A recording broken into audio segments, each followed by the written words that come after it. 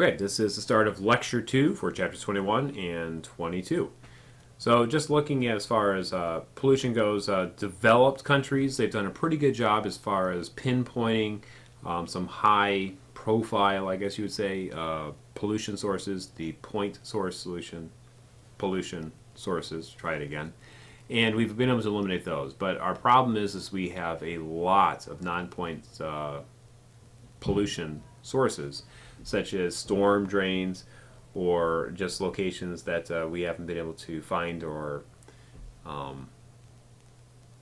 inhibit that are still going into public water supplies. So we live in a location that has quite a bit of it, the Rouge River watershed, where we have a lot of pollution that finds its way into the water.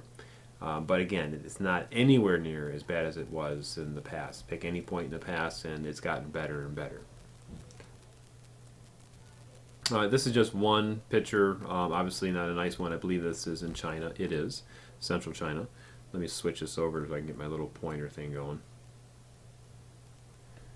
Okay, so yeah, you can see a lot of floating debris in this water supply, so obviously some work to be done. But as you can kind of see, this probably is not the high rent district. Seems to be a little more used, I guess I'll say. Another location that has a lot of people using a water supply would be in India. The Ganges has a lot of things that kind of go along with it, whether they're just cultural beliefs or religious beliefs, that people are very much tied to the water supply. But there's a lot that goes into the water which is affecting people's health. So just an example as far as, people, they bathe, they drink, they have their burial ceremonies. There's not always complete cremation, so you end up with a lot of unfinished cremations going back into the water supply. So it's heavily polluted. And again, you'd rather be upstream than downstream. All right, a couple definitions. Eutrophication is very natural. It's just the process of the filling in of a wetlands. So you have nutrients that are flowing through the river, and when it gets to a low-lying area, eventually over a period of time, it turns into wetlands, which are great, and then eventually they just kind of dry up, and the river may take a different course. The potential problem is with cultural eutrophication is that you have us humans adding a lot of nutrients to a water supply, and it's going too quickly. And of course, it's the fact that we're doing it unnecessarily. We could probably change our practices and not affect the environment in such a way. Groundwater pollution, a similar situation. It's sort of like out of sight, out of mind. But a lot of people in the country do obtain their water supply from groundwater.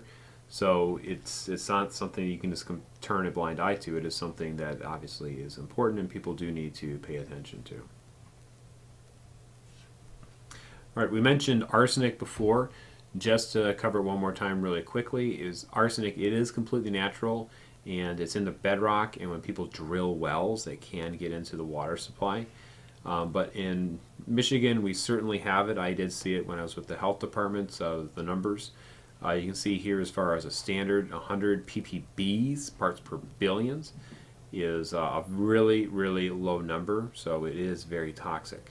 But you can see some locations that have high numbers would be out in the east. And we can make a comparison here. Asia, over half of the contamination of arsenic is located in that particular part of the world. You can see for us, luckily we're only about 7%, so that's good for us. Oceans, pollutions, we're going to look at some activities or some readings in this chapter that have a lot to do with the plastification of oceans. We dump a lot of our trash and materials into the oceans, and you would imagine over a period of time in the future that's going to be kind of a problem, a bit of a problem. So we're starting up close to shore and working our way out, but we do have some heavily polluted areas out in the oceans, and we'll see that here in just a moment. Gulf of Mexico, obviously we have the Mississippi River Basin, a huge area, pulling in lots of nutrients from farmlands and cattle ranges, all finding its way into the Gulf of Mexico.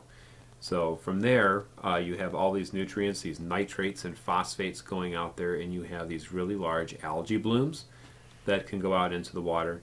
And what you end up with is pretty much a dead zone. So nothing can live in these areas.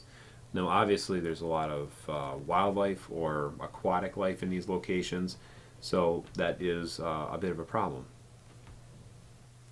And one more thing just to mention here in regards to harmful algae blooms is that these typically aren't algae. There can be cyanobacteria, and of course these are have their own issues as regards to being bacteria, but they can harm the waterways as well. So this is just another location, the Chesapeake Bay, and we can see how that is pretty much a dead area in regards to oxygen. The blue is, of course, with no oxygen, and the orangish color is very low. But again, this is a result of having a lot of people in one particular location and a lot of nutrients and sewage going into that waterway. Looking at this, we can see that crude oil from several locations do contribute to a lot of pollution to waterways. And we can see that it does take quite a while for these areas to recover, and these are probably somewhat of a conservative measure. Obviously, water and oil don't mix, and usually they try to put something in the water to try to disperse the pollution, but it can take a very long time. So a couple examples. First one, Exxon Valdez back in 1989. It's 25 years ago, almost exactly right now. But we can look as far as the damage that was done. About 11 million gallons leaked out of that tanker, the Valdez. And they had to pay about $500 million, a pretty nice price tag, but I think they were able to manage. I think they're still in business. So they changed the name of the ship, so that kind of goes away. They paid their fine and went about their business, and I think they're doing okay. They seem to be making money. One of the changes that was made because of that is they changed the design of the ships, that they have to have a double hull, which means that if the outside breaks, there's still another layer of containment within the vessel. So that's 11 million gallons. Compare that with what happened with BP in 2010, and we can see that that was much worse. So we had 11 million gallons. This one compares to 200 million gallons of oil, and I just remember that being about 3 months worth, and it was a terrible accident. So instead of paying 500 million, BP has had to pay $42 billion. And again, just to kind of show you what kind of companies these are, BP is still going strong. They still make a lot of money. They're doing fine. So they're able to walk away from this terrible ecological disaster and still be an incredibly profitable country, or company, excuse me. Yeah. All right, but even worse than those two accidents, when you look at, those are individual accidents. If you compare to what we all are responsible for on any given day, not just day, but I guess putting it all together. But our daily lives, as far as the oil that comes out of our cars and goes into the storm drains and goes into the rivers and waterways, we contribute a lot more just based on our activities. And we see that a little bit in the wintertime. After a day or so, you look at the side of the road and all the dirt and the materials that come from our cars and the roads themselves. That all goes into the storm drains and out into the waterways. And it's not like soil or dirt. A lot of it comes from, pollution from our cars. Moving along, we can see that there have been a couple of laws that have been passed to help reduce a lot of the contaminants that we used to put out in the water. The Clean Water Act, originally passed in 1972, and there's been several revisions along the way. The aim was to put some regulations into what companies or individuals were allowed to discharge into waterways, and kind of trying to ban certain types or levels of pollutants that we used before then. All right, this is probably a pretty good place to stop, and we'll pick it up from here with the next lecture.